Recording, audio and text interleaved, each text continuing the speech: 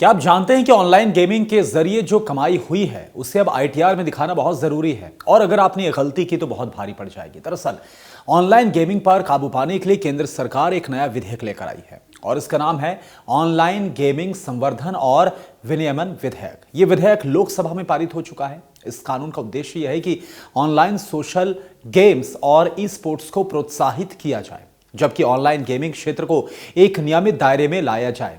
इस विधेयक के मुताबिक अगर कोई व्यक्ति ऑनलाइन मनी गेम खेलता है तो उसे कोई सजा नहीं दी जाएगी, लेकिन जो कंपनियां ऐसे खेल को उपलब्ध कराती हैं, उनका प्रचार करती हैं या फिर उन्हें आर्थिक तौर पर सहयोग देती हैं, उनके खिलाफ कार्रवाई की जाएगी। ऐसे में अगर आपने अभी तक किसी ऑनलाइन गेम के जरिए पैसा कमाया है, आय हुई है, तो उस कमाई को आयकर रिटर्न आईटीआर में दिखाना जरूरी हो गया है। ऐसा ना करने पर आपके खिलाफ कार्रवाई हो सकती है और आप कानूनी मुसीबत में फंस सकते हैं। ऑनलाइन गेमिंग से कमाई को इनकम फ्रॉम अदर सोर्सेस के तहत आपको दिखाना होगा।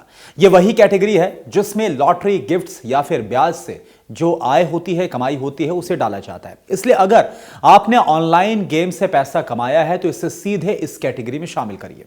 इससे टैक्स विभाग की आपकी कमाई का सही पता चल जाएगा टैक्स विभाग को, और नियमों का उल्लंघन नहीं होगा। ऑनलाइन गेमिंग पर आखिर कितना टैक्स देना होता है, सवाल यह भी है। आयकर कानून में दो प्रमुख धाराएं ऑनलाइन गेमिंग पर लागू होती है जिसके तहत आपको टैक्स देना होगा। धारा 115 BBJ, जी हां, पिछले वित्तीय वर्ष की नेट जीत यानी कि नेट विनिंग पर 30% टैक्स देना होगा, यानी कि जो राशि आपने गेम खेलकर जीती है उसका 30% सरकार को टैक्स के तौर पर आपको देना होगा।